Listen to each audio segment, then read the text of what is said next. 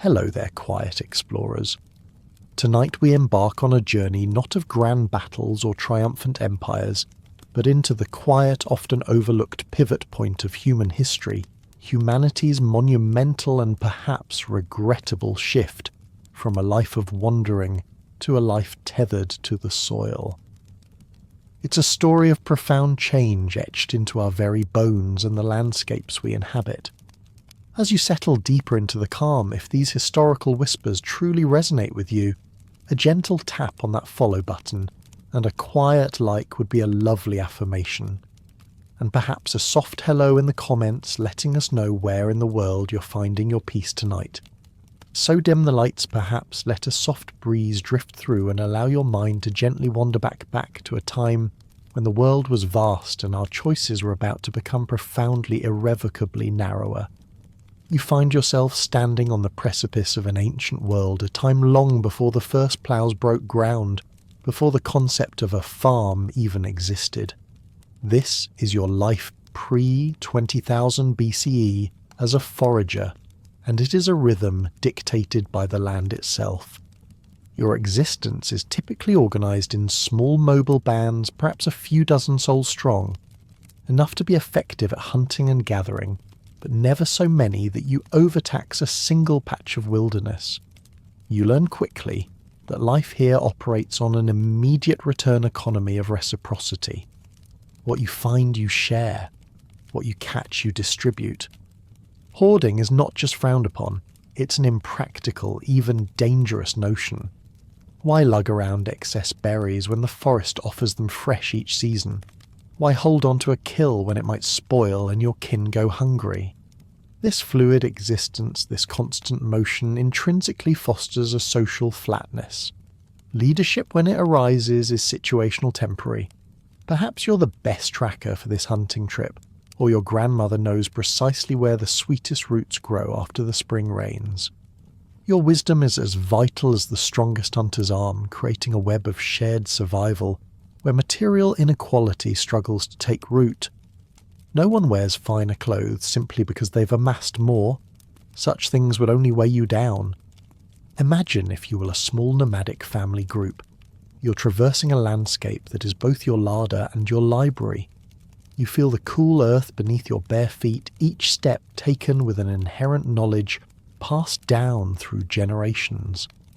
Your grandmother, with her gnarled hands and eyes that miss nothing, points to a patch of scrub where medicinal herbs thrive, a quiet wisdom as potent as any arrow.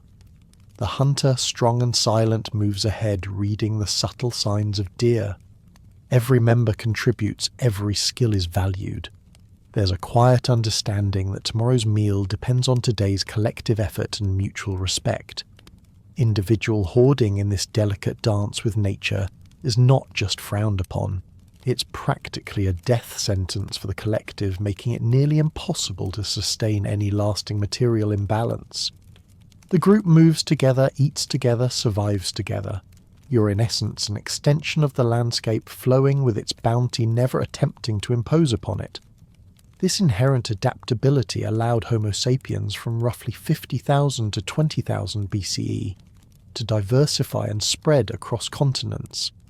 You adapted with astonishing ingenuity to every conceivable ecosystem. You learned to craft bone harpoons, their barbs exquisitely carved to pull shimmering fish from frigid rivers, or to fashion intricate traps for small game. You construct ingenious shelters from readily available materials, perhaps mammoth tusks in the cold steppes, or woven reeds along a warm coastline. You're a master of improvisation, a species that thrives on flexibility, turning challenges into opportunities for innovation. Picture the confidence in your steps as you explore new coastlines, the salty spray on your face as you gaze across an endless ocean, knowing you possess the innate skills to survive and thrive. Feel the smooth, cool texture of a finely worked flint blade in your palm, its razor edge a testament to inherited skills honed over millennia, a legacy of precision and understanding. Every tool, every technique is a whispered story of adaptation, a chronicle of ingenuity in a world that consistently demands your full attention, your complete dedication to the present moment.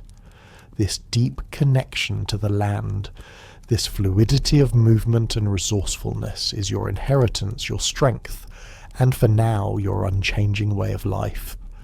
Yet even in this era of magnificent mobility, a subtle shift begins to stir almost imperceptibly around 30,000 BCE. You notice it first in the lengthening stays at certain favoured spots. Instead of moving on after a few weeks, your band lingers for a month sometimes. Two drawn by a particularly abundant salmon run or a grove of nut trees that seem to regenerate with surprising vigour. These aren't permanent homes yet, not by any stretch, but they are becoming increasingly familiar waypoints, destinations you return to year after year, almost as if an invisible tether is slowly gently pulling you back to the same coordinates on the vast map of your world.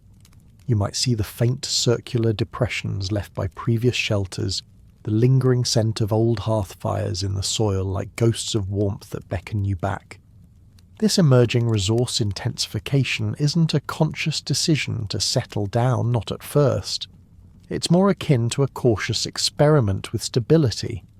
You observe that certain spots reliably offer more than others, perhaps a rich deposit of flint, a sheltered valley less affected by the biting winter winds, or a freshwater spring that never runs dry. Your seasonal camps begin to stretch, pushing the boundaries of what temporary truly means. You might invest a little more effort into your shelters, perhaps reinforcing a windbreak with larger stones, or digging a slightly deeper storage pit, knowing you'll be back to retrieve whatever you leave behind. The familiar paths you tread between these favoured locations become more defined, worn smooth by generations of footsteps. You're not quite laying down roots, but you're certainly pausing more frequently to admire the view, and perhaps to notice just how comfortable that particular patch of earth feels under your sleeping mat. This repeated visitation creates a different kind of memory in the landscape, one of human presence layered over the wild. You learn the nuances of these specific places, the microclimates, the exact timing of when the wild onions are at their peak, or where the migratory birds will pause on their journey. It's a deeper engagement born not of a desire to control, but of a growing understanding of a particular locale's generosity. You might leave a few tools behind hidden under a cairn of stones, a quiet promise to yourself that you'll return. It's a pragmatic choice, saving you the effort of carrying everything, a small convenience that slowly, almost insidiously increases your investment in a particular place. You'd think, wouldn't you, that the vastness of the world would always call you forward, but sometimes a familiar comfort whispers more persuasively than the unknown. The implications of this subtle shift are profound. Foraging groups, once purely nomadic, now exhibit patterns of semi-sedentism. They're not farmers, but they are no longer constantly on the move either. This lengthened stay allows for a more thorough exploitation of local resources. You can afford to spend more time processing a difficult food source, knowing you won't have to pack up immediately. You might even observe the growth cycles of specific plants more closely, perhaps unconsciously, influencing their spread by discarding seeds in refuse piles or clearing brush to encourage favoured species. This isn't agriculture yet, but it's the very first tentative steps onto a path that will eventually lead there.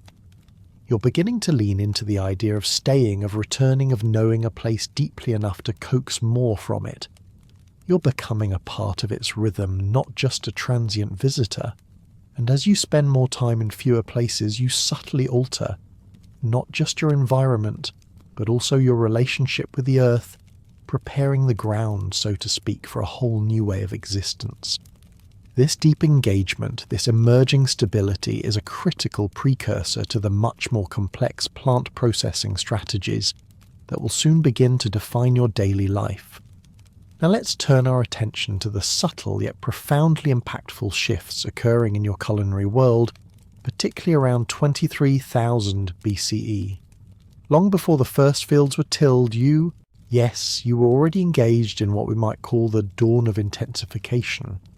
This wasn't a sudden revelation, but rather a gradual evolution, an ingenious response to the abundance and sometimes scarcity of the wild. Sites like Ohalo 2 in the Levant offer vivid glimpses into your ancestors' lives, showcasing an unexpected focus, the intensive gathering and processing of wild cereals.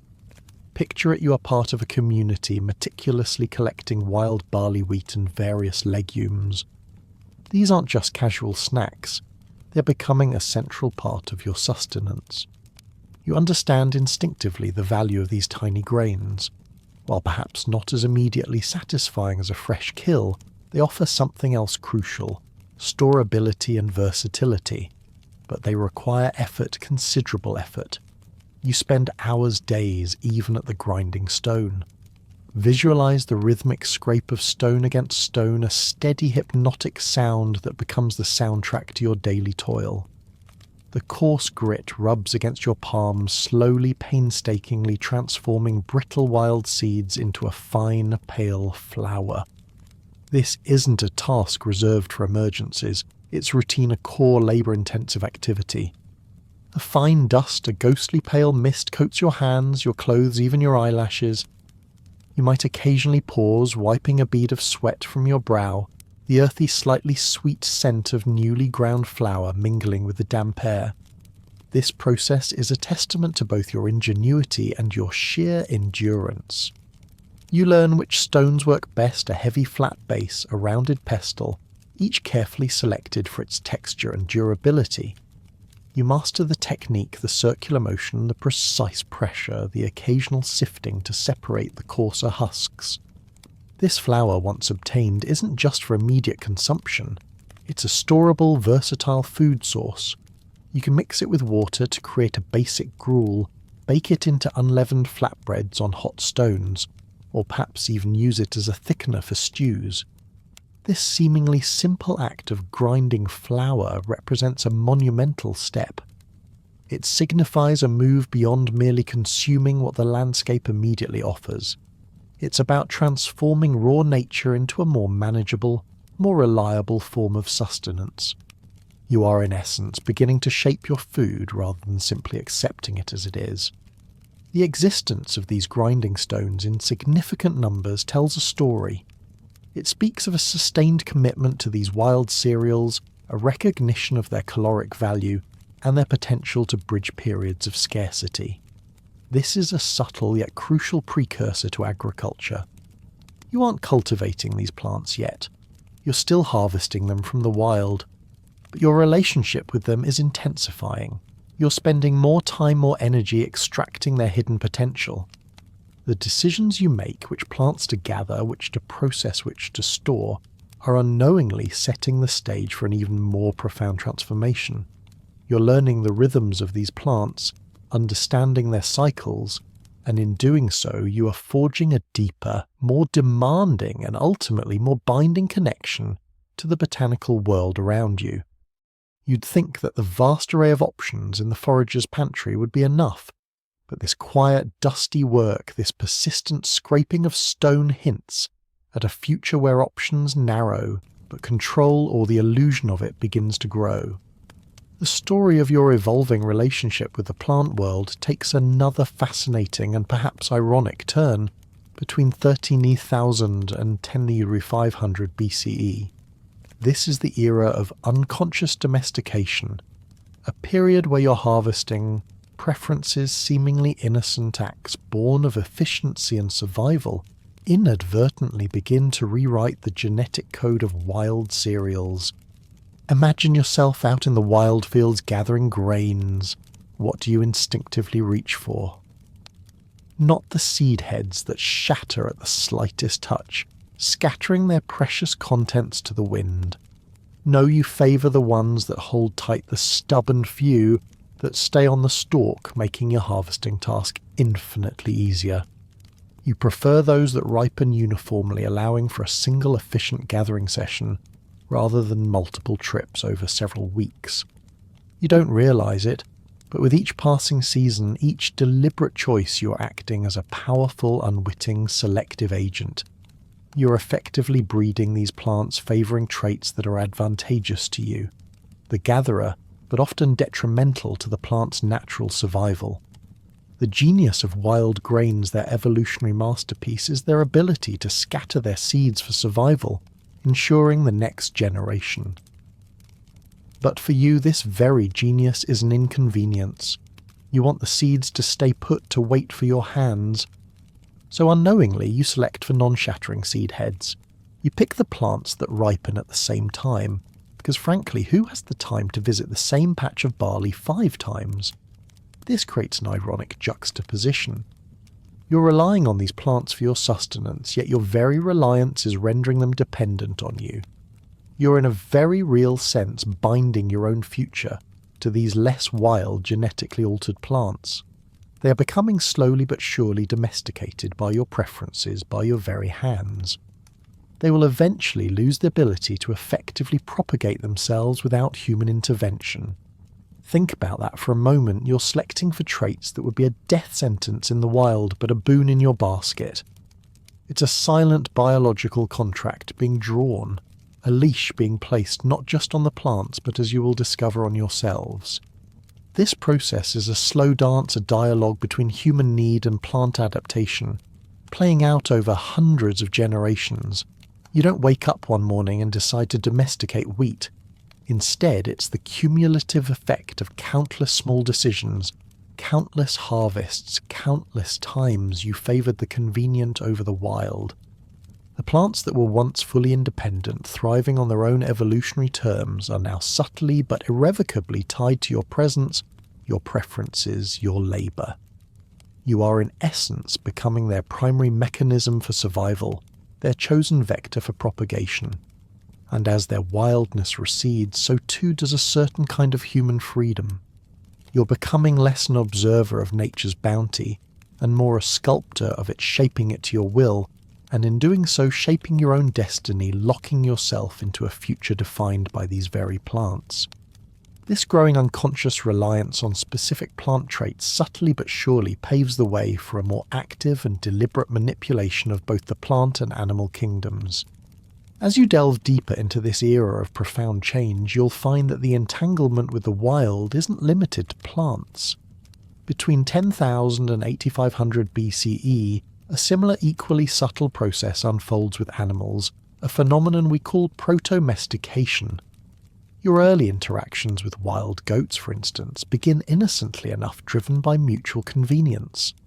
Imagine a small human settlement, perhaps a cluster of semi-permanent huts, where refuse heaps accumulate just beyond the main living area. These heaps, brimming with discarded food scraps and warmth from human activity, act as an irresistible magnet for bold wild goats. You might hear their gentle bleating as they cautiously approach, drawn by the pungent smell of your discards, the promise of an easy meal. They are at first simply opportunists scavenging at the edges of your world, but over time their proximity increases. They become accustomed to human presence, perhaps even less fearful. You observe them, learn their habits, their seasonal movements. You notice which individuals are bolder, which are more docile. This isn't domestication in the sense of pens and controlled breeding, but it's the very first step in that direction, an unprecedented closeness, a blurring of the lines between wild and human spaces. This proto-domestication phase begins to involve early forms of herd management. You might start to selectively cull the herds that gather near your settlement. Perhaps you target the aggressive males or the very old or the sick, not just for food, but to subtly shape the behaviour and composition of the herd. This selective culling, driven by practicality and a growing understanding of animal behaviour, slowly shifts the relationship. The goats are no longer just pure prey, something you actively hunt in the distant wilderness. They're becoming a predictable, semi-available resource, a product that you can influence even if you don't fully control them yet. This initial entanglement often occurs as part of a mixed foraging herding economy. You still range far and wide for wild game and plants, but now you have a supplementary, more accessible protein source right on your doorstep. The warm, pungent smell of a refuse heap near your settlement becomes a constant, almost comforting presence. It's a low-effort food source for these bold, wild goats, slowly drawing them into an unprecedented proximity with human life. creating a bridge between their world and yours. You might even find yourself observing a mother goat with her young, seeing the parallels to your own family, a quiet bond forming through shared space, and a developing understanding of their needs. This seemingly minor shift in interaction has immense implications. You're beginning to think differently about animals, not just as targets for the hunt, but as potential partners in your survival. This is a profound conceptual leap. You're moving from merely taking what nature offers to actively managing and shaping a part of the natural world for your own benefit. The two-way leash of domestication, which began with plants, is now extending to animals, subtly binding both species into a new complex relationship. This emerging proto-domestication is a testament to your growing interventionist mindset, a precursor to the wholesale transformation of animals and indeed humanity itself. With your increasing commitment to specific locations spurred by the convenient clusters of wild cereals and the growing familiarity of semi-tamed animals, another monumental shift begins to take hold. Post-10th 500 BCE, the advent of food storage as a foundational system. No longer are you living entirely off the immediate bounty of the landscape, relying solely on nature's pantry. Now you actively construct pits, fashion bins from woven reeds, and craft-sealed vessels from clay or stone. These are not just places to put things. They're tangible manifestations of a new concept of the future. The ability to store food for the long term transforms the abstract future into a plannable reality. You can now gather more than you need for today, knowing it will sustain you through leaner times. You spend countless hours digging storage pits, lining them with stones or clay, ensuring they are dry and secure from pests. Imagine the satisfaction of lowering baskets full of dried grains, nuts, or preserved meats into these cool, dark subterranean chambers, each item a silent promise of future sustenance. The very act of building these storage facilities is an investment, a commitment to a settled future, a quiet declaration that you intend to stay. This ability to stockpile, however, introduces a completely new set of social dynamics. Forager societies operating on an immediate return economy had little capacity for or incentive to hoard. But with stored food, the capacity for hoarding becomes very real. Suddenly you have something tangible that can be accumulated, controlled, and potentially withheld. This necessitates new social rules. Who contributes? Who controls access? How is it distributed in times of need? These questions, once largely irrelevant in a mobile immediate return world, now become central to the fabric of your community. You might find yourself arguing over shares or wondering if your neighbour has more hidden away than they've contributed. The granary, whether a communal pit or individual bins, becomes more than just a place for food. It becomes a nexus of power. The individual or group tasked with guarding and distributing these stored resources gains a unique leverage. They can decide who gets what, when, and how much. This is the seed of nascent social hierarchy, an unintended consequence of a pragmatic innovation. Your capacity to plan for the future, to smooth over the unpredictability of nature, inadvertently creates the potential for inequality among yourselves. This shift also introduces a profound change in your psychological landscape. You're no longer solely focused on the present moment, on the immediate hunt or gather. Your mind now stretches forward, calculating yields, planning for the next planting season, even if it's still wild harvesting, worrying about winter stores. This newfound capacity for long-term planning is essential for agricultural success, but it also burdens you with a new kind of anxiety, the anxiety of having enough, of protecting your stores, of navigating the complex social implications of accumulated wealth. The quiet certainty of knowing food is stored in the landscape itself begins to fade, replaced by the precarious reality of food stored by human hands and thus controlled by human will.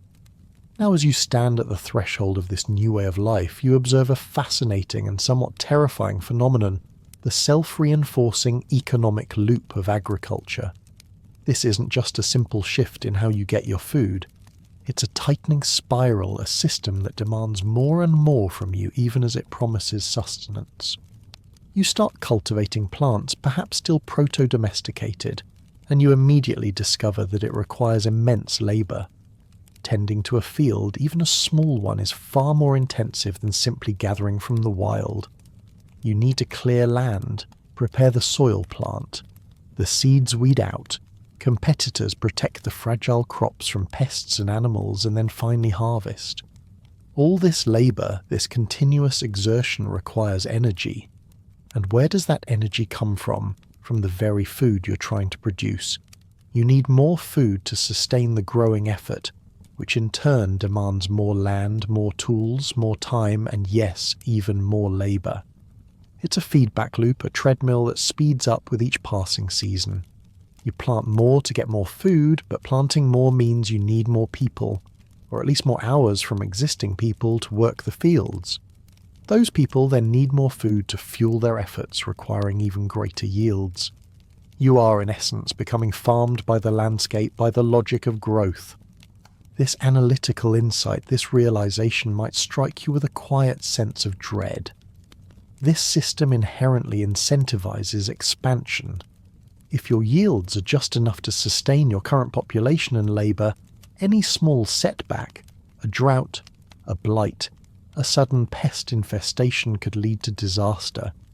So you must always aim for a surplus, a buffer, and to achieve that buffer you expand your fields, you intensify your methods, you seek out new lands to cultivate.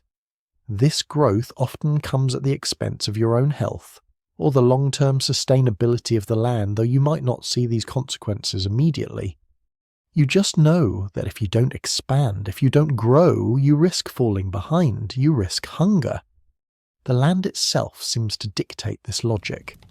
Once you commit to it, once you invest your labour and your future in a particular plot, you are bound. You cannot simply walk away from a planted field if resources dwindle elsewhere. Your investment is too great.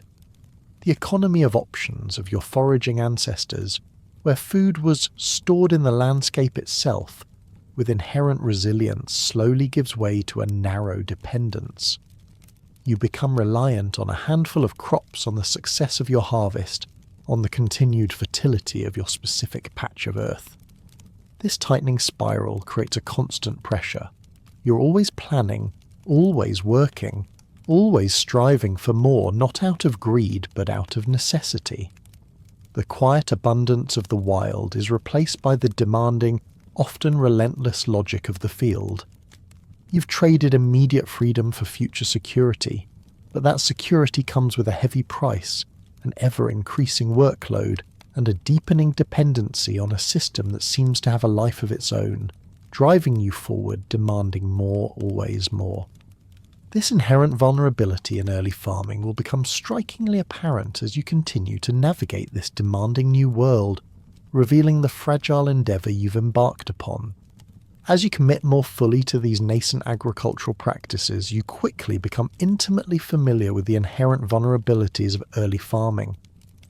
This isn't the romanticised image of bountiful harvests flowing effortlessly from the earth. No early cultivation is a fragile endeavour fraught with risk and demanding immense labour for often uncertain payoffs. You learn this through hard-won experience season after season. Your wild cereals, though subtly proto-domesticated, are far from the robust, high-yielding varieties of today. They are difficult to process, still clinging to some of their wild stubbornness, requiring significant effort to separate grain from chaff. Their yield per plant is lower, and their storage qualities are often inconsistent. Imagine the frustration. You've spent weeks, months, even clearing land, preparing the soil with rudimentary tools, painstakingly planting seeds, and then diligently weeding. You watch the sky with a new kind of anxiety, praying for rain, but not too much. You constantly guard against pests, birds, rodents, insects, who see your neatly arranged rows as an open invitation to an easy meal. And after all this effort, the payoff is often delayed and uncertain. A single late frost, a sudden hailstorm, or a prolonged dry spell can wipe out a significant portion of your harvest, plunging your community back into the precarious edge of scarcity. You'd think that with all this effort you'd be guaranteed success, but nature, as you're quickly discovering, rarely offers guarantees. Without the fully domesticated traits that would make cultivation more efficient and reliable, early agriculture is a constant struggle. The seeds you plant might not all germinate. The stalks might shatter too easily before you can harvest them all. The grains once gathered might be susceptible to mould or rot in your poorly ventilated storage pits. This makes your new agricultural lifestyle a far cry from the robust, diverse, and inherently resilient strategies of your foraging ancestors. They had a wide economy of options, a vast landscape as their pantry, a mosaic of foods to fall back on if one source failed.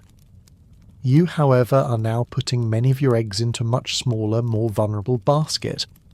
Contextual exploration reveals a stark truth: many early farming experiments failed. You would have witnessed communities, perhaps your own, struggling for generations, only to eventually revert to foraging, or at least to a much heavier reliance on wild resources. The promise of sedentism and abundant food was a powerful draw, but the reality was often harsh.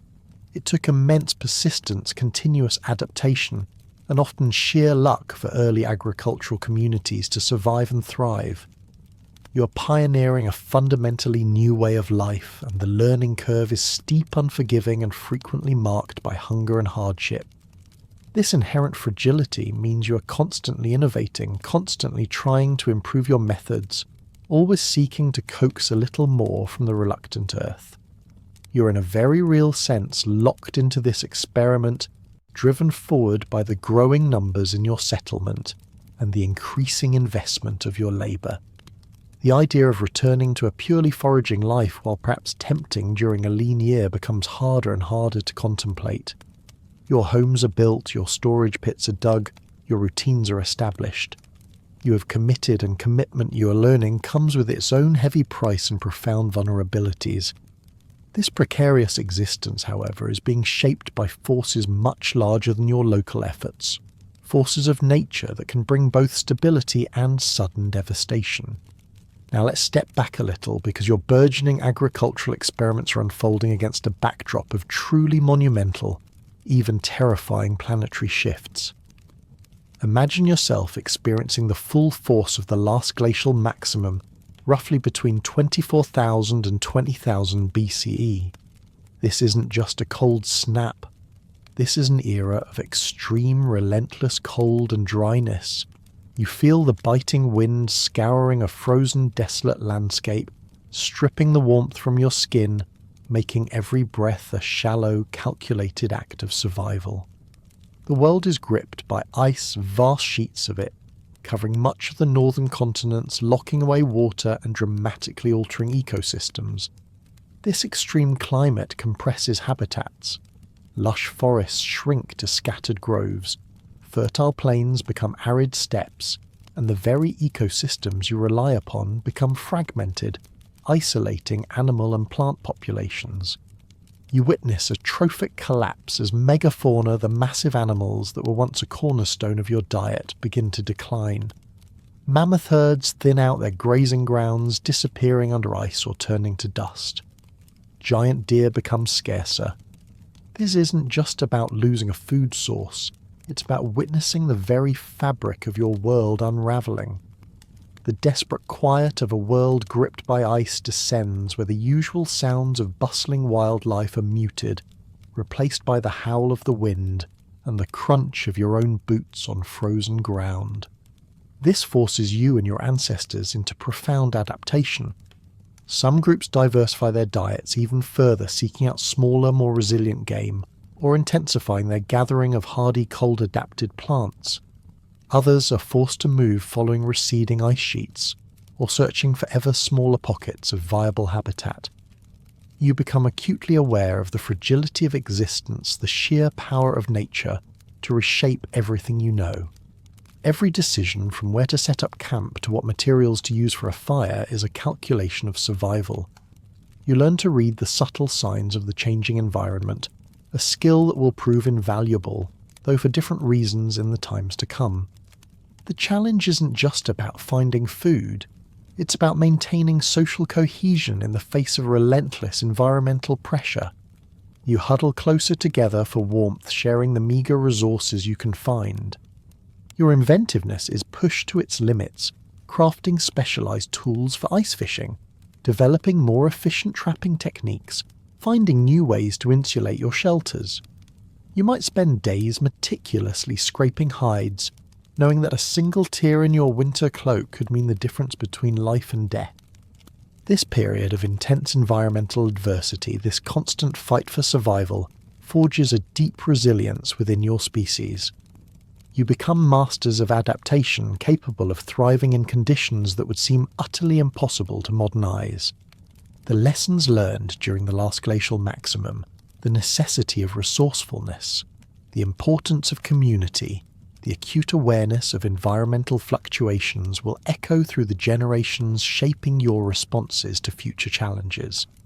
Though grim, this era inadvertently prepares you physically and mentally for the profound shifts that lie just beyond the horizon, the slow retreat of the ice, that will bring a new, equally transformative set of challenges and opportunities. Just as you thought you had a handle on the bitter cold of the last glacial maximum, the climate decides to throw another curveball, leading to what historians call the climate whiplash of the late glacial period, 19,000, 14,000 BCE. This isn't a gradual, predictable warming, it's a jagged, erratic trend. You experience periods of rapid warming where glaciers retreat surprisingly quickly, only to be punctuated by abrupt reversals, sudden cold snaps that plunge your world back into near-glacial conditions. Think of it as nature's cruel game of tug-of-war, creating intensely unpredictable push-pull ecological conditions. One moment you might be enjoying the beginnings of spring, watching new plants sprout and animals return to greener pastures. The next, a sudden, brutal cold front rolls in freezing rivers and killing young shoots. The most infamous of these reversals is the younger Dryas cold snap, a sudden return to near-glacial conditions that last for over 1,000 years. Imagine the bewilderment, the sheer frustration. Just as you adapt to a warming trend, the rug is pulled out from under you. The old timing of natural rhythms, the seasonal patterns your ancestors relied on, becomes utterly unreliable. The salmon run that was predictable for generations suddenly shifts, or the berry bushes you always counted on fail to fruit. This chronic instability forces foragers to develop even more complex adaptive resource strategies. You can no longer simply rely on inherited knowledge in the same way. You must become hyper-observant, constantly monitoring your local environment for the slightest changes. You learn to diversify your diet, not just regionally but seasonally, having multiple backup plans for food sources. Perhaps you invest more in technologies for processing and storing food, understanding that you can't always count on immediate availability. This isn't about making choices for the long term, but about surviving the week, the month, perhaps the season, as the world around you lurches between warmth and cold. This period subtly nurtures a quiet urgency to observe and manage landscapes more closely. You become a master of micro-observation, noticing the subtle shifts in plant growth, the changes in animal migration patterns, the earliest signs of an impending weather shift. This heightened awareness, born of necessity and environmental chaos, ironically plants the first seeds of an interventionist mindset. While still living as foragers, you begin to think about how you might influence your local environment to be more predictable, more resilient against these erratic changes. You might unconsciously start to favour areas with greater biodiversity, or gently clear areas to encourage the growth of favoured plants, hedging your bets against the climate's capriciousness. The consequence of this climate whiplash is profound. It strips away the illusion of absolute predictability that even the glacial periods offered in their consistency. It forces you to become nimbler, more adaptable, but also implants a deep-seated desire for stability. The yearning for a more controllable environment, a world where your efforts aren't so easily negated by a sudden, inexplicable, cold snap begins to take root. You're being pushed and pulled, shaped by forces beyond your control, but in this crucible of instability, the very ideas that will lead to agricultural revolution are slowly, silently fermenting in your collective consciousness. You crave calm, and the Holocene just around the corner will promise just that. And then a monumental shift occurs, one that fundamentally rewrites the rules of existence, the beginning of the Holocene epoch around 11600 BCE. After millennia of glacial extremes and climatic whiplash, the planet settles into an unprecedented calm. This isn't just a warming trend, it's a period characterized by remarkable climatic stability, consistent rainfall patterns, and reliably lengthened growing seasons across vast swathes of the globe. You might not fully grasp the geological significance of this change, but you certainly feel its profound impact on your daily life.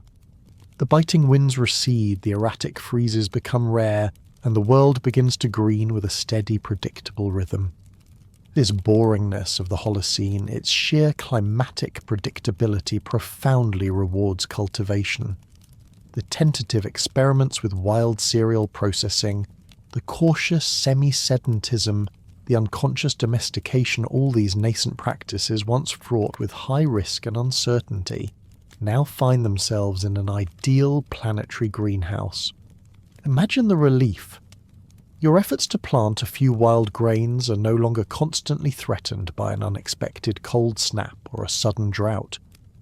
The consistent rainfall nourishes the soil, the longer growing seasons allow for fuller maturation, and the warmer temperatures encourage faster growth. It's as if the entire planet has finally decided to cooperate with your burgeoning agricultural aspirations. This unprecedented planetary calm enables humans to shed their nomadic readiness bit by bit. Why keep moving when the land you're on year after year reliably provides? Why maintain the constant vigilance of a transient existence when the future suddenly seems so much more predictable? This stability fosters a new belief in the future's reliability. You start to trust that the sun will rise, the rains will come mostly, and the seeds you plant will with your effort yield a harvest. This isn't just a practical shift, it's a fundamental rewiring of human cognition. Your ancestors lived with an acute awareness of nature's unpredictability. You in the Holocene can now afford to believe in predictability, to plan decades ahead, to invest in the long term. This newfound trust, even if accidental, lays the fundamental groundwork for settled life. If you can reliably grow food in one spot, then building a permanent home there makes sense. If you can predict the seasons, you can plan your labour, organise your community around the agricultural calendar, and accumulate surpluses with a greater degree of certainty. This stable climate is the cradle of civilization, the quiet foundation upon which all future cities, states, and complex societies will be built. You're experiencing the very moment when the world offers humanity a golden ticket to a new way of life, one that promises security and abundance, a seemingly benign gift that will ironically come with unforeseen costs. This shift isn't just about the climate, it's about the psychological freedom it affords. You no longer have to live entirely in the moment, constantly reacting to environmental capriciousness. You can dream of a future plan for your children's children and invest your labour in something that feels lasting.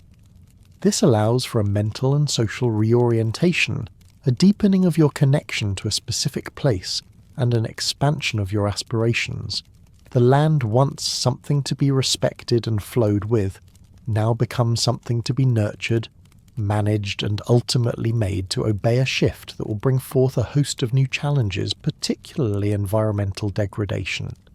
As you settle into the predictable rhythms of the Holocene and embrace the nascent agricultural lifestyle, you inadvertently begin to sow the seeds of a new kind of challenge: environmental degradation.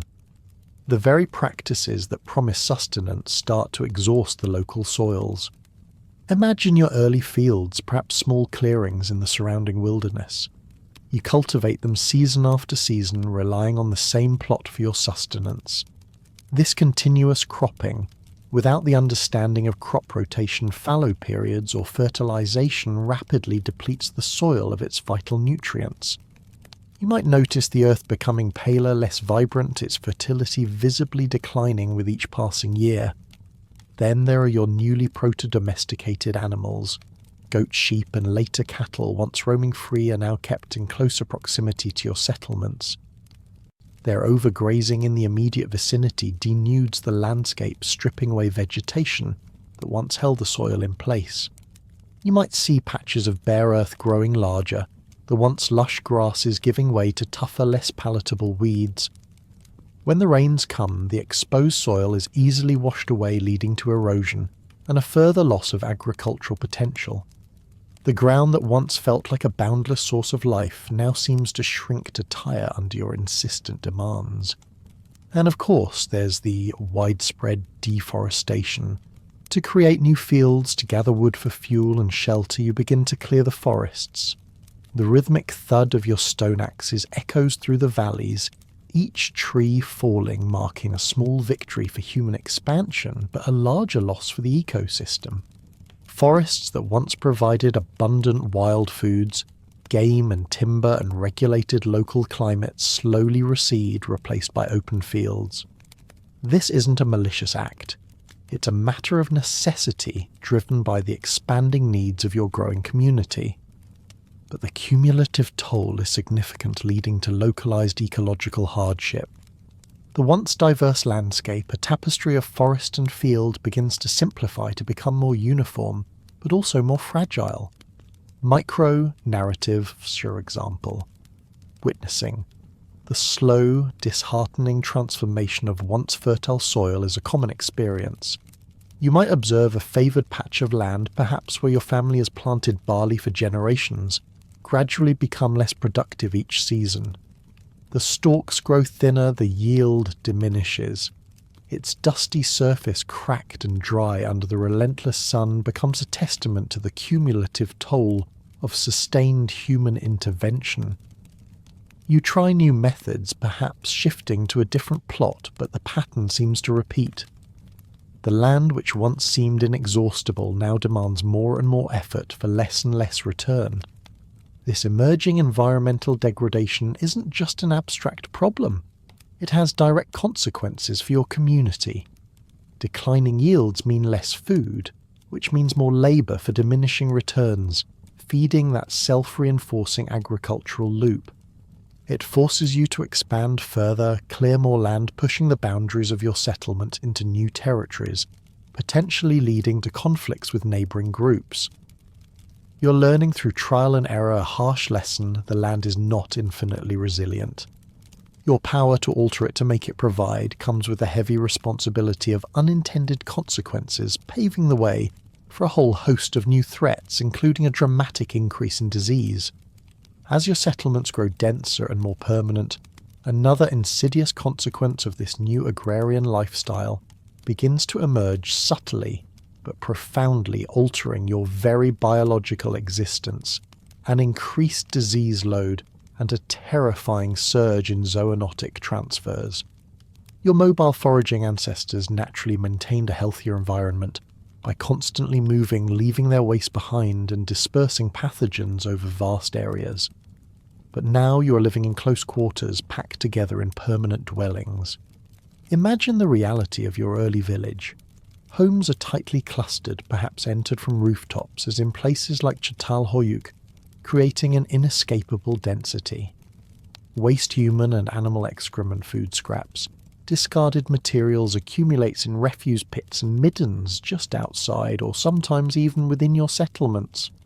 These unsanitary environments become perfect breeding grounds for pathogens. You're living in a constant low-level bath of bacteria and viruses. The air in your village, you quickly learn, carries a new, less pleasant perfume. The pervasive cloying odour of accumulating garbage and human and animal waste is a constant, unavoidable presence. a sensory assault that signals the profound environmental burdens of sedentism and the constant unseen battles for health. This is compounded by intimate contact with your newly proto-domesticated animals.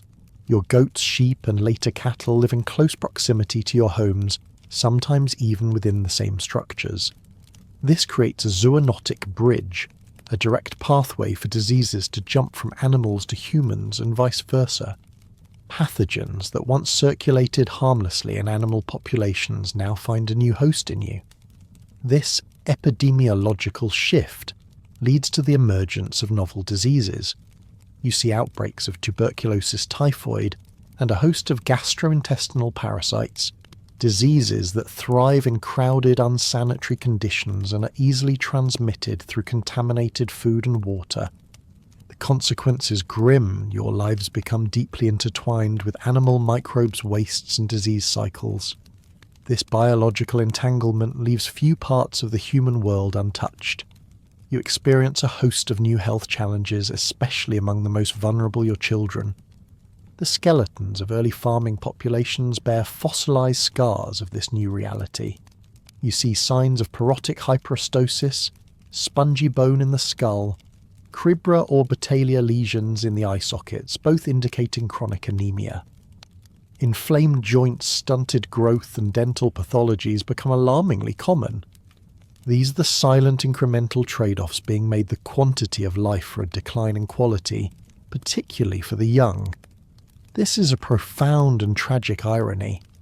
The stability and increased caloric intake promised by agriculture, which allowed for population growth, simultaneously introduced unprecedented health challenges. Your ability to survive and thrive in one place came at the cost of enduring a constant barrage of illness. A testament to the fact that progress, even when it appears to be a step forward, often hides a hidden biological price. The shift from mobility to permanence brings a new stability to the land, yet it simultaneously unleashes unforeseen challenges, fundamentally reshaping human bodies and the very concept of daily existence. This profound transformation then directly impacted the intimate spaces of your homes and shelters, a new reality that defined your most personal sphere. Beyond the immediate health crises, your agricultural journey also ushers in a new era of early anthropogenic landscape change. This isn't just about deforestation, though that's certainly part of it. It's about the subtle, cumulative ways your farming practices begin to reshape the very earth beneath your feet, marking the genesis of human-induced environmental transformation on a scale never before seen. Your ancestors, the foragers, certainly impacted their environment through fire, through gathering, but their impact was generally ephemeral, more like a gentle nudging within the existing ecosystem. Now you are actively and fundamentally altering it. Consider your repeated planting. Season after season, you turn the soil, you sow your crops. This continuous cultivation subtly alters soil chemistry. Certain nutrients are drawn out by your staple crops, while others, perhaps from the ash of your fires, deposited. The very structure of the soil changes, becoming more compacted in some areas, looser in others.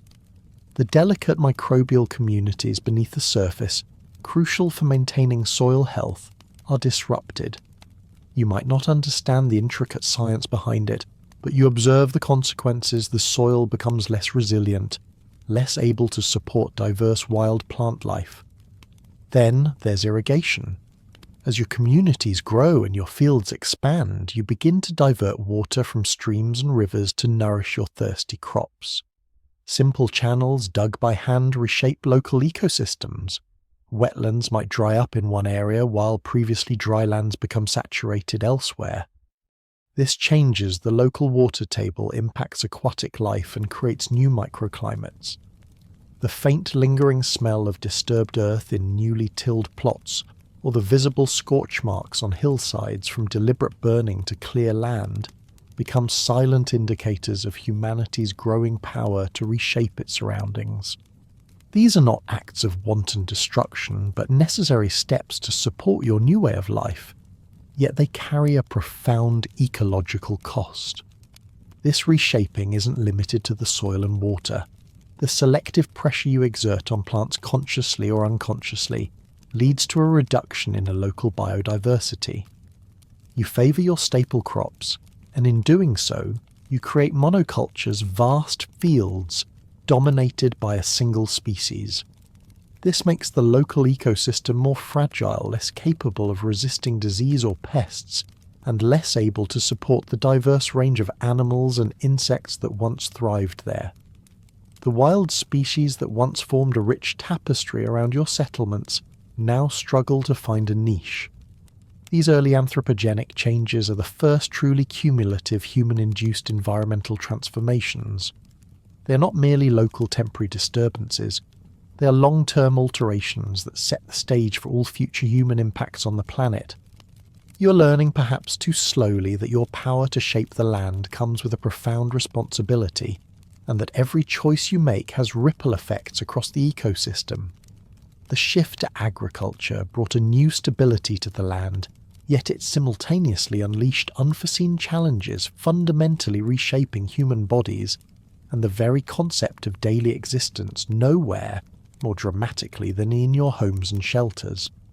With the shift to sedentary life now firmly established, you find your daily existence dramatically reshaped nowhere more so than in your living conditions and shelters. Gone are the days of temporary camps and constant motion. Pre-10 500 BCE, your human ancestors lived in a state of beautiful impermanence. Their shelters were ingenious, yes, but designed for quick assembly and dismantling, leaving a minimal trace on the landscape. You were a part of the environment, not a fixture upon it. This fluid lifestyle allowed for a broad, flexible engagement with your environment, an inherent freedom in knowing you could always pick up and move if resources dwindled or tensions rose. Now that fluidity contrasts sharply with your new walled compound existence, the world which once felt boundless, an endless horizon of possibilities, has shrunk. Your universe is increasingly confined to a fixed space delineated by the walls of your home and the boundaries of your village. You're no longer merely inhabiting the land, you're settling on it, carving out a permanent niche. This is a profound psychological shift, moving from a transient verb to move and dwell to a fixed noun, a permanent dwelling tied to the soil.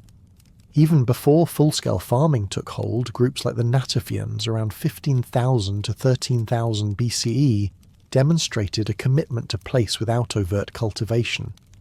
At sites like Ain Malaha, you see robust semi-subterranean stone structures. These aren't quickly abandoned huts. They are substantial dwellings reused across generations. Picture the stone huts at Ain Malaha, their hearths blackened by centuries of fires, offering an anchor of warmth and communal memory.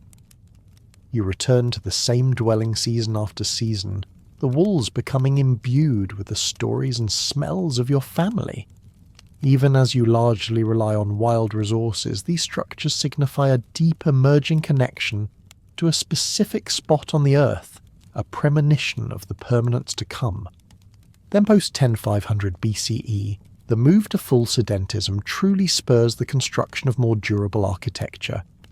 Your dwellings evolve. Early circular huts, perhaps made of wattle and daub, give way to more substantial rectangular mud brick homes. These new structures boast thicker walls, offering better insulation and greater security. The roofs are flattened, creating usable extra space perhaps for drying crops, or simply for communal gathering on a warm evening. Inside, distinct internal zones emerge: a specific area for sleeping, another for cooking, a corner for storage. The very layout of your home reflects a more organised, settled life. The sensory details of this new permanence are striking. The earthy, comforting scent of damp mud brick, perpetually mixed with the persistent smell of hearth smoke, permeates these new dwellings. It's a heavy, tangible sense of permanence taking root, a stark contrast to the fleeting scent of wood smoke from a temporary camp. Your home is no longer just a temporary shelter. It's a solid, enduring entity, a statement of intent. This physical permanence fosters a profound sense of inheritance and continuity, transforming the concept of home from a transient verb to a fixed, deeply rooted noun. A place that will carry the memories of your ancestors literally beneath its floors. Your commitment to settled life isn't just about building sturdy walls.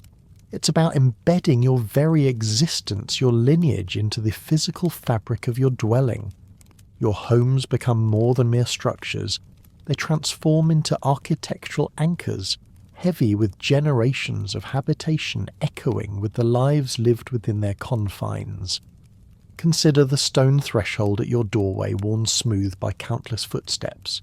It's not just a barrier against the elements.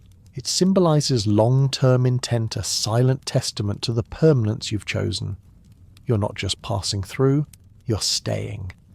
The roofs above you, once perhaps simple animal hides, are now continually patched, reinforced and rebuilt, a constant project that connects one generation to the next. You might even find yourself repairing a section that your grandfather first laid, feeling the weight of that continuity in your hands. But perhaps the most profound manifestation of this architectural anchoring lies beneath your feet. Your ancestors often find their final rest literally beneath the floors of your homes. Imagine the solemn ritual a beloved elder or a tragically young child laid to rest in the earth below your living space. This practice quite literally ties families to place through blood and bone, making the home a sacred repository of both the living and the dead.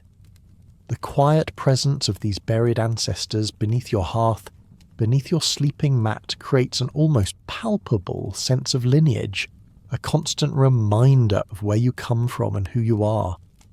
This physical permanence fosters a profound sense of inheritance. Your children inherit not just your tools or your skills, but the very house you live in, the land it stands upon, and the ancestral spirits that reside within its foundations. The concept of home transforms from a transient verb to a fixed, deeply rooted noun. It is no longer just a place to be. It is a place to belong, a centre of your universe, a repository of collective memory. You become deeply identified with your dwelling, and your dwelling in turn is saturated with your identity. It's a heavy mantle, this new sense of rootedness, and it brings with it a whole new layer of social dynamics and expectations. As settlements grow, you witness the emergence of proto-village layouts. Take, for instance, the famous example of Çatalhöyük, around 9000 BCE. Imagine yourself in such a place. Homes are not merely permanent, they are tightly packed, forming a dense, almost unbroken cluster.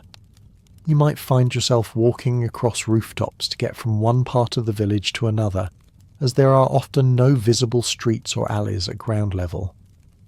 This creates a kind of claustrophobic density, a constant, inescapable awareness of your close-knit neighbours. The muffled sounds of daily life seep through thick mud brick walls. The chatter of voices, the rhythmic thump of grinding stones, the cries of children. A bustling, roof-accessed village where privacy, as your foraging ancestors knew it, becomes a luxury you no longer afford. Yet despite this initial appearance of uniformity, these layouts reveal growing internal differentiation within the community. While homes might look similar from the outside inside, you might notice subtle differences. A few more rooms, richer plastering on the walls, more elaborate burial goods beneath the floors. These aren't overt displays of wealth, not yet, but they quietly signal a nascent social stratification, a hint that not all families are equal even in this seemingly communal space. You are learning that permanence and proximity, while offering security, also introduce new complexities, new forms of subtle hierarchy, and a dramatic reshaping of your diet. With your life now firmly rooted in permanent settlements, your diet undergoes a drastic and often detrimental transformation. The days of your foraging ancestors, pre-9000 BCE, were characterized by a diet of astonishing diversity and resilience. You drew from a broad spectrum of wild plants, roots, berries, nuts, leaves, supplemented by hunted animals, fish from abundant rivers, and even insects, all providing a generally robust and varied nutritional profile. This economy of options ensured that if one food source failed, there were always others to fall back on, offering inherent resilience against localized food shortages. This rich and varied diet stands in stark contrast to the dietary narrowing that accompanies agriculture. The shift to farming, with its reliance on a few staple cereals, primarily wheat and barley, drastically reduces your dietary diversity. You're now eating gruel made from these grains day in and day out, supplemented with whatever meagre vegetables or small game you can still procure. The monotonous taste of cooked gruel or basic unleavened bread becomes a persistent, often uninspiring part of your daily existence. Your meals are predictable, often bland, and heavily dependent on the seasonal success of a limited number of crops. The consequence of this narrowing is profound, widespread deficiencies in essential micronutrients. Despite a potential increase in overall caloric yield, you might have more bulk food. You're often missing crucial vitamins and minerals like iron, zinc, and various B vitamins. Your body begins to show the strain. This nutritional decline is vividly recorded in skeletal markers. You might observe porotic hyperostosis in the skulls of your community members, spongy bone growth indicating chronic anemia. Cribra orbitalia lesions in the eye sockets tell a similar grim tale of iron deficiency, particularly prevalent in early farming populations. Your body is adapting, but it is adapting to scarcity disguised as abundance. Even with the advent of food storage, meals become predictable and often bland. The gnawing ache of hunger is a recurring companion when harvests underperform or when disease strikes your crops. You have less physiological buffer against lean times. Where foragers could simply move to a new, richer patch of land, you're now tethered to your fields, forced to endure the consequences of a poor harvest. The resilience once offered by diversity is replaced by a precarious dependence on a handful of successful crops. Analytical insight. Once food could be stored and amassed, it inevitably became a tool for power and control. Early isotopic studies from grave sites suggest that individuals buried with more elaborate goods often consumed superior diets, including more meat and protein. This indicates that access to higher quality, more diverse foods became rationed and controlled, fostering early forms of dietary inequality. Someone or some group began deciding who had access to the more desirable sustenance, foreshadowing later class distinctions. You might notice that the family in the largest house always seems to have a bit more dried fish, or their children appear healthier than yours. This quiet, insidious form of control over sustenance marks a foundational shift where food is no longer just about survival, but also about status and power, dramatically impacting hygiene and personal care. As you settle into village life, trading mobility for permanence, a stark new reality emerges concerning hygiene and personal care. Your mobile foraging ancestors, by their very nature, maintained far more sanitary conditions. They were constantly on the move, naturally dispersing waste and leaving minimal environmental footprints. When one camp became too soiled, you simply moved to a fresh location, mitigating the sustained spread of pathogens. This intrinsic cleanliness of nomadic life stands in sharp contrast to the concentrated, unsanitary conditions of settled agrarian communities. In your new permanent villages, an unprecedented accumulation of refuse pits and middens grows around your dwellings. These aren't just small piles, they are significant mounds of waste. Food scraps, animal bones, human excrement, festering just outside your mud brick walls, or sometimes even within courtyards shared by multiple families.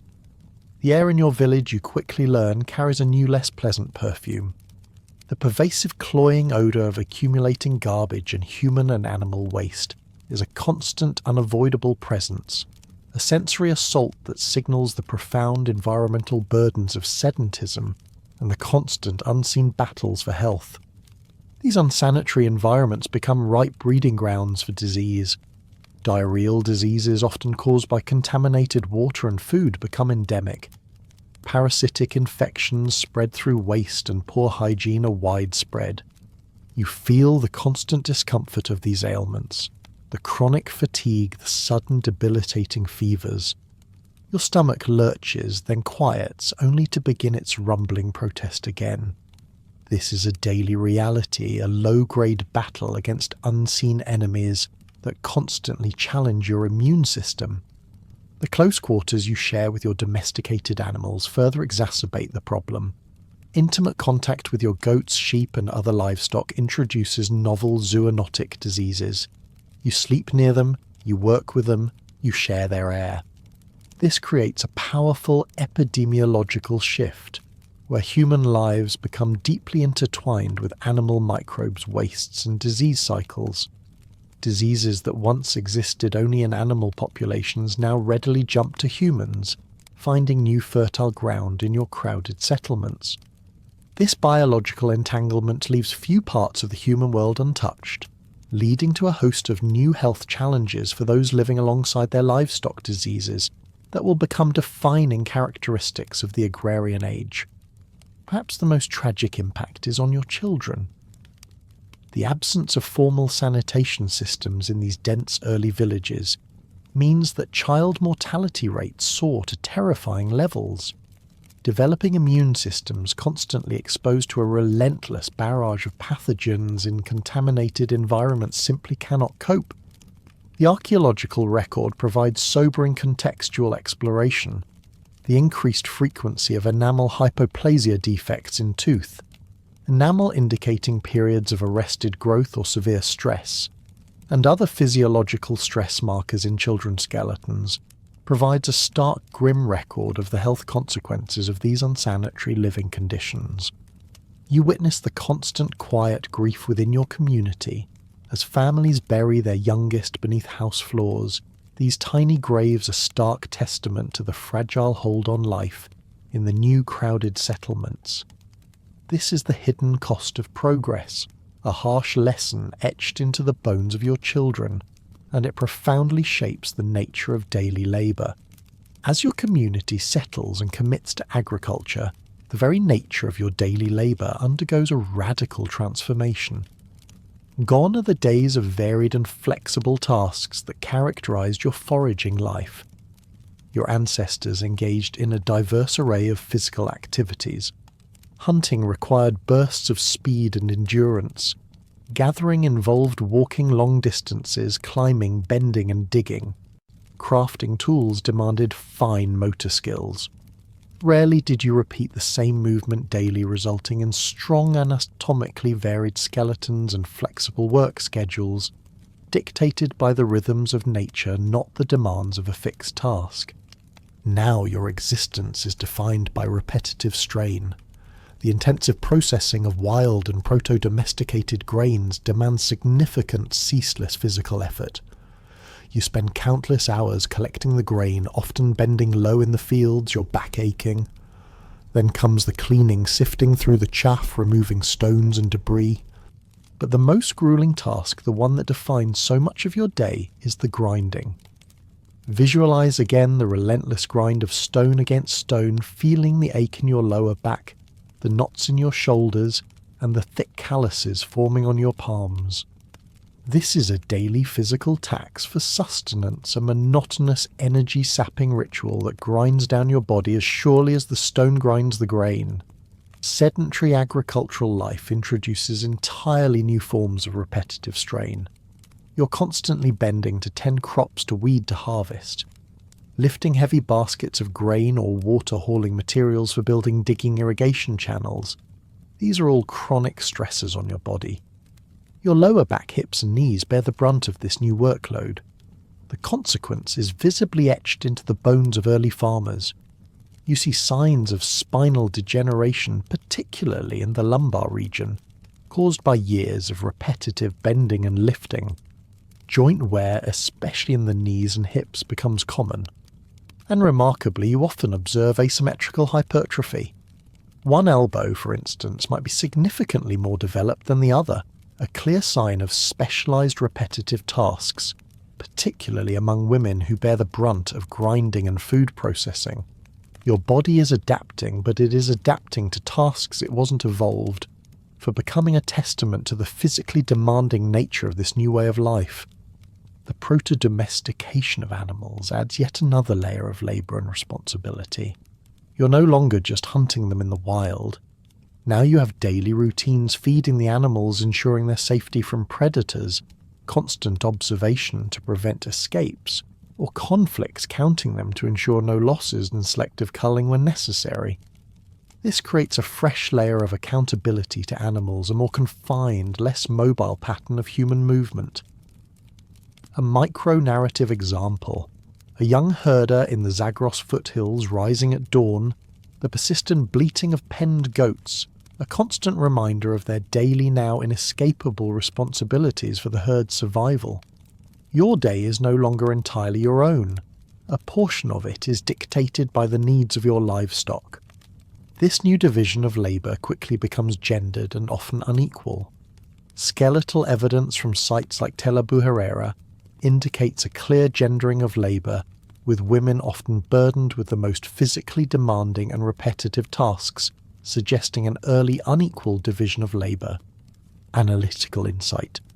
This unequal distribution of physical toil marks a foundational shift in social organisation, where specific roles became associated with distinct levels of effort and implicitly social standing, laying the groundwork for deepening inequalities and making this transition perhaps part of the greatest mistake. This burden extends profoundly to childhood and education. The profound transformation brought by settled agriculture extends deeply into the lives of your children, fundamentally reshaping their childhoods and education. In mobile foraging groups, childhood was a period of broad and practical exposure. Children were socialised into a wide dynamic environment, acquiring a diverse range of practical skills through observation and active participation in a varied range of settings. They learned to identify countless plants, track animals, craft simple tools, and navigate vast landscapes. A constant hands-on education in survival and adaptation. This early freedom and broad exposure contrasts sharply with the more spatially confined and task-repetitive childhood of settled communities. In early sedentary villages, childhood becomes more restricted. Play is often confined to indoor spaces or narrow courtyards, dictated by the tightly packed homes and the omnipresent concerns about safety and cleanliness. The pervasive dust, the constant low hum of activity, and the unavoidable proximity to human and animal waste in a crowded village become the daily reality for children whose world is increasingly enclosed by walls. Their tasks, too, become more repetitive and specialised. Instead of learning a broad spectrum of foraging skills, they might spend hours helping with grain processing, fetching water, or tending to younger siblings. Tasks that are crucial for the household economy but offer less diversity in physical and mental stimulation. This leads to more fixed social roles as children are funneled into specific labour pathways from a young age. A profoundly tragic reality emerges in early Neolithic cemeteries, a strikingly high proportion of infant and young child burials, often exceeding 40% of individuals under the age of 5. This indicates a significant increase in child mortality, a grim biological cost of the new agrarian lifestyle. Poor nutrition, characterised by monotonous diets and micronutrient deficiencies as discussed in section 17, weakens their developing bodies. Endemic diseases and unsanitary conditions exacerbated by crowding and waste accumulation, as discussed in section 18, constantly assault their immune systems.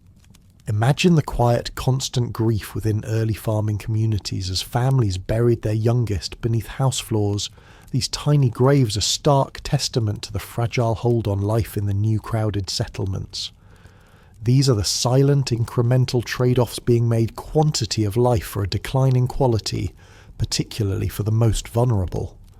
Children's skeletons frequently exhibit signs of this hardship. You'd observe porotic hyperostosis and cribra orbitalia, clear indicators of anemia and nutritional stress.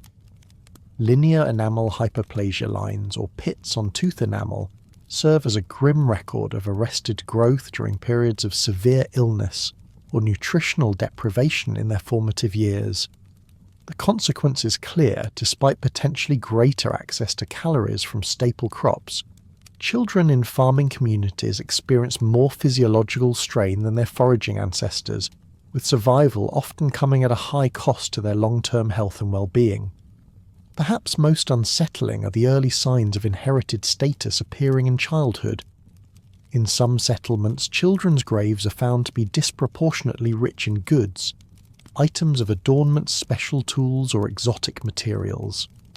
This suggests that status was becoming inherited with wealth and memory passed down across generations, even to those too young to have earned it themselves. Analytical insight.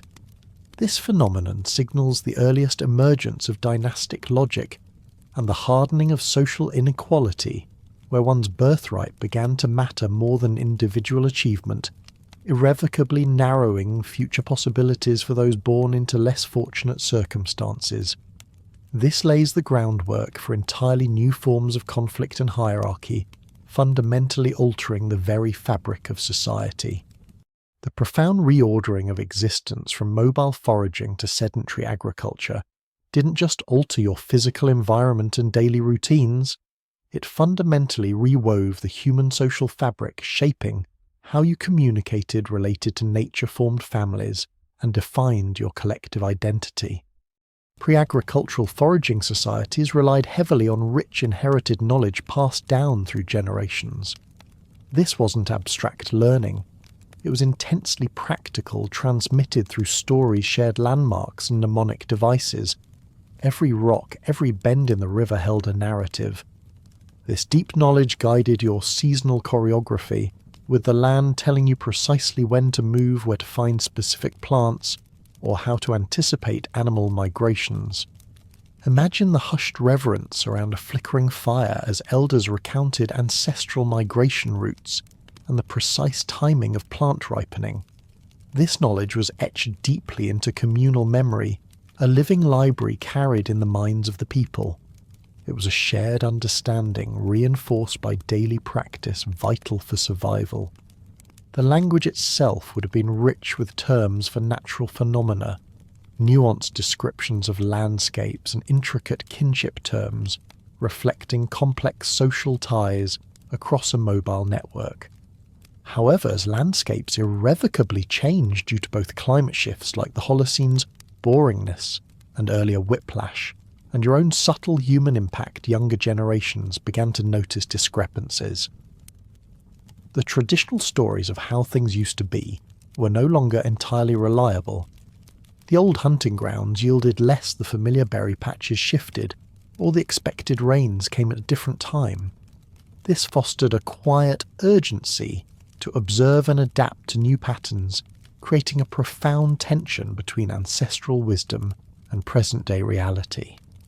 The psychological impact of this was immense. It reshaped the value and transmission of knowledge across generations, requiring a new kind of learning focused on adaptation rather than strict adherence to tradition. You respected the elders, of course, but your own eyes told you that the world was changing and you had to change with it. The advent of food storage and communal spaces like granaries and meeting halls introduced novel social questions that your nomadic ancestors rarely faced. Who contributed how much? How would surplus be fairly shared, particularly during lean times? What if someone refused to contribute their share of labour or resources? Analytical insight. These fundamental concerns laid the foundations of everything from etiquette to economics, transforming the practical space of a storage room into a political arena and the meeting hall into a theatre of fairness or resentment. Simple agreements about sharing now required explicit rules, a clear understanding of expectations, and the subtle art of negotiation. As the concept of private property gradually emerged, driven by the labour you invested in specific plots, new forms of social negotiation became essential. Picture two early farmers standing at the edge of their respective plots, silently negotiating the boundary, perhaps a worn path or a redirected drainage channel. Their unspoken agreement forged in the soil became a new social contract essential for avoiding conflict. This careful negotiation extended to shared resources like water access for irrigation and agreed upon harvest times to prevent disputes. Cultural inertia meant that many societies resisted or slowly adapted agriculture over centuries, illustrating that monumental change is often adopted through a quiet yes, rather than an abrupt universal shift, a nuanced process that hints at deeper shifts in language. The subtle but powerful shifts in your daily life, especially your commitment to sedentism and the emergent concept of private property, profoundly impacted language itself. Words that once held fluid contextual meanings began to gain new semantic weight, reflecting your changing reality. Think about the word mine. In a foraging society, personal possessions were minimal and often shared. While you might have a favourite tool, the concept of mine in terms of fixed land or accumulated wealth was largely absent. Now, with planted fields and stored surpluses, mine takes on a profound, often fiercely protected significance. It's no longer just a descriptive term, it's a declaration of ownership, a claim over resources that demand defence. Similarly, spatial boundaries become critical. Words for inside and outside take on new dimensions. Inside isn't just a temporary shelter, it's a permanent home, a defined space of safety and belonging distinct from the communal or wild outside. The very act of having walls creates this semantic distinction, shaping your perception of space and your place within it. The contrast between stay and go, once a natural ebb and flow of nomadic life, now reflects a fundamental choice. To stay means commitment, investment, and often less choice. To go becomes a more momentous, perhaps even dangerous decision, severing ties to accumulated labour and ancestral land. Analytical insight. The very concept of home transforms from a dynamic verb to move and dwell to a fixed noun, a permanent dwelling tied to soil. This isn't just a linguistic nuance, it reflects a fundamental reorientation of human identity and belonging. You're no longer defined by your journey but by your rootedness. Your identity becomes intertwined with your plot of land, your village, the earth where your ancestors are buried. This linguistic shift mirrors a deeper psychological change, a transition from a world of fluid boundaries to one of fixed markers, setting the stage for new spiritual frameworks. Your spiritual frameworks also undergo a transformation, shifting from a reverence for the wild to a nascent impulse towards control of the tamed. Pre-agricultural gatherers like your ancestors were intimately connected to their environment as ecosystem collaborators. You listened, learned, adjusted, and subtly nudged the land's productivity, understanding yourself as part of a larger web rather than seeking to dominate it. The land was not a resource to be exploited, but a partner in survival, a sacred entity to be respected. This humble, responsive partnership stands in stark contrast to the later human impulse to make the land provide through intensive agriculture. Then comes what we might call the dangerous thought of control. The concept begins to form, perhaps subtly at first, that the land will not provide a gain unless we make it. This isn't a sudden, explicit declaration, but a gradual realization born of your experiences with cultivation. It signals a profound psychological shift from respectful dependence to active, often manipulative intervention in natural processes. Analytical insight. This ideological shift from adapting to nature's rhythms to forcefully altering them for human benefit represents a core element of the greatest mistake. It leads to unforeseen ecological and social consequences, as your relationship with the earth moves from partnership to a more hierarchical, demanding one, fundamentally altering your spiritual landscape. The emergence of this new relationship with the land, moving from reverence to a subtle impulse for control, finds a powerful, albeit enigmatic, expression in monumental architecture, even before widespread agriculture takes hold. Consider Göbekli Tepe, a site in southeastern Turkey dating from 9500 to 8000 BCE. Here, massive T-shaped stone pillars, some weighing tens of tons, are arranged in magnificent circles. These pillars are intricately carved with detailed reliefs of wild animals, boars, foxes, snakes, birds, a vibrant bestiary of the pre-agricultural world. What's astonishing is that these structures were built by pre-pottery Neolithic people groups still primarily relying on wild resources. This isn't a temple to a harvest god. It's a monument to belief, a testament to shared myth and cosmology constructed by scattered foragers who came together for this immense project. Imagine seasonal gatherings at Göbekli Tepe, where various foraging bands usually moving independently united. They didn't gather for a harvest, for there was none to speak of, but to carve enduring symbols into stone, forging deep community bonds through shared awe and a common spiritual narrative. The sheer coordination required without any evidence of a centralized state authority or agricultural surplus to support a large labor force challenges long-held assumptions about the origins of complex societies. It suggests that shared rituals and powerful belief systems could drive large-scale collective effort well before the plough. As your communities become more sedentary, even if still partially reliant on foraging, the importance of rituals naturally elevates in reinforcing group cohesion. Longer stays in settlements mean that the new challenges of waste management, resource disputes, and living in close proximity necessitate stronger social bonds. Collective ceremonies and shared mythologies become vital ideological glue, binding communities rooted in place in the absence of centralized state authority. These rituals might involve communal feasting, storytelling, or shared acts of reverence, all designed to reinforce shared identity and cooperation. You gather not just to eat, but to reaffirm your place within the group, your connection to the ancestors, and your understanding of the cosmos. This integration of memory and ancestry into the very fabric of settled life is vividly demonstrated through burial practices.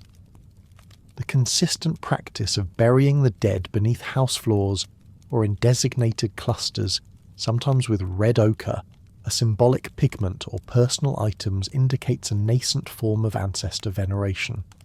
The faint lingering scent of red ochre on ancient bones, a deliberate symbolic marking of the deceased, connects them ritually to the living hearth and the foundation of the home. Your ancestors are not forgotten. They are literally a part of your home, a constant silent presence that grounds your family in place and time. This practice reinforces lineage, a concept becoming increasingly important in a settled world where property and inheritance begin to matter. Finally, the unprecedented calm of the Holocene climate, as discussed in Section 11, fosters a new belief in the future's predictability. Analytical insight.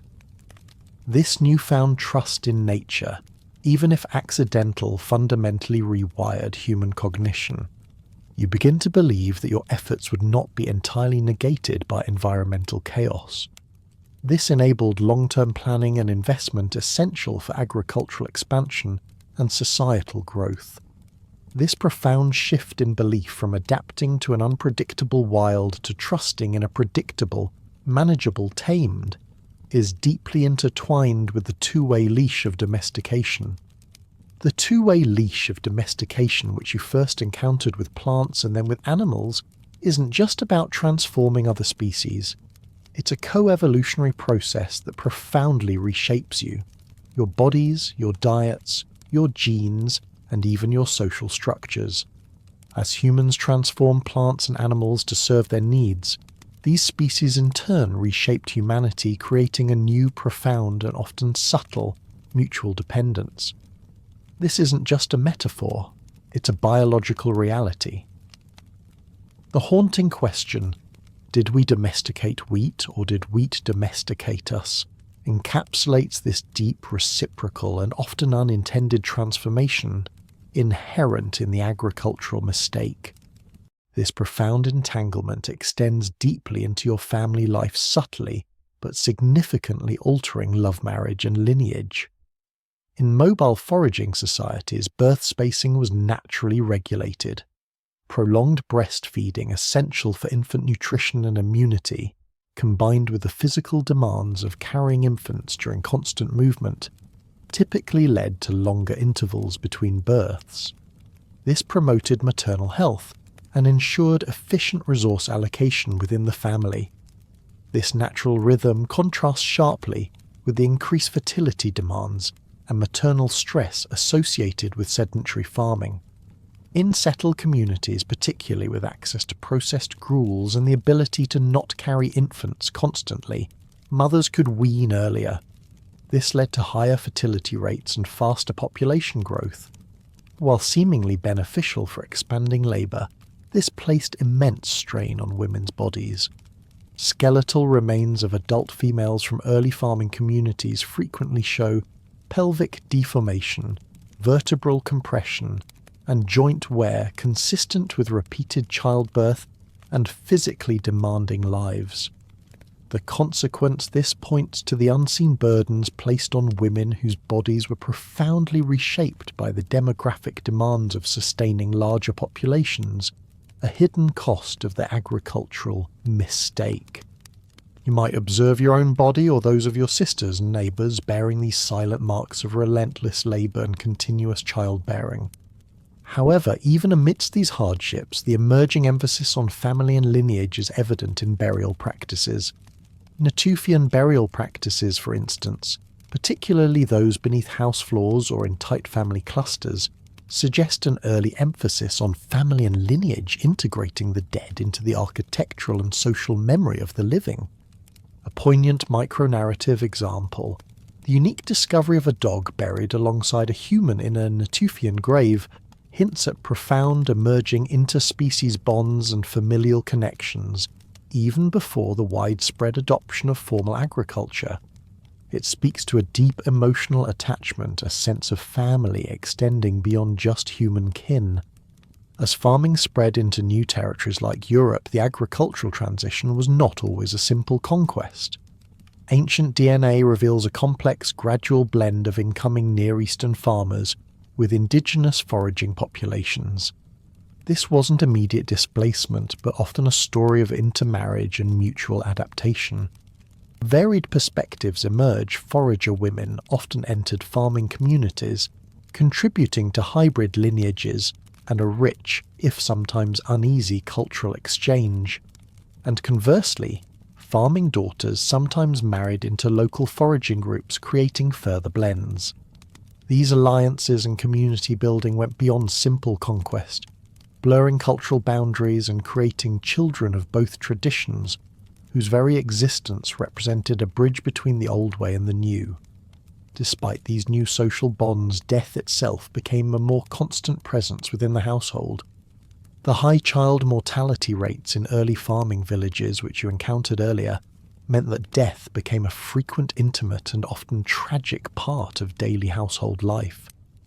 It wasn't an event that happened out there, in the wild, but within the very walls of your home.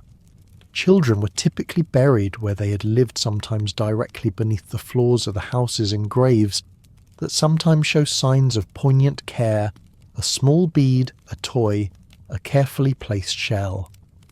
Imagine the quiet, constant presence of tiny buried ancestors. Beneath your floors, a sombre and ever-present reminder of lineage loss and the fragile nature of life in these new crowded settlements. This constant proximity to death, especially of the young, shaped a profound sense of attachment to place, intertwined with grief and memory. This shift from mobility to fixed settlement profoundly altered the human experience, bringing forth new social dynamics, beliefs, and a deep-seated connection to place. Your collective identity, too, undergoes a significant transformation. Foraging societies fostered strong collective identities and norms of reciprocity and sharing. Mutual aid and a lack of permanent surplus made sustained individual inequality challenging. This early collective ethos contrasts sharply with the later emergence of more individualized identities and stratified social structures in sedentary societies.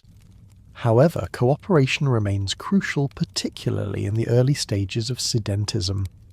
The construction of communal granaries and meeting halls like the council house at Jerfelamar represents crucial early experiments in large-scale cooperation. These aren't command structures, but rather trial and error arrangements for shared survival, forging a fragile web of cooperation woven from stored seeds and mutual dependence. Analytical insight. These collective efforts demonstrate that even with a sedentary lifestyle, the spirit of community, though now facing new pressures, continued to be a driving force, an osteological glue that held society together. Göbekli Tepe, as we discussed, stands as a testament that immense coordination and a strong sense of shared identity could exist prior to agricultural surpluses. The shared ceremonies, animal totems and cosmologies functioned as a powerful ideological glue, fostering bonds and alliances among scattered foragers. This challenges long-held assumptions about the origins of complex societies, suggesting that shared belief and cultural purpose could unite people on a grand scale even without a farming economy. As mobility diminished and homes became permanent, individual and group identity became inextricably tied to the soil rather than to nomadic paths. This profoundly altered your connection to your physical environment. Psychological impact. The feeling of belonging to a land that hasn't been made to obey you highlights a subtle but significant shift from a philosophy of stewardship to one of ownership and control, with an associated loss of a wilder sense of self. You become a landed people, your identity rooted often literally in the earth. This commitment to sedentary life and grain cultivation created a powerful cultural momentum. Reversing that path became exceedingly difficult. Technologies, social norms and livelihoods adjusted to this new way of life.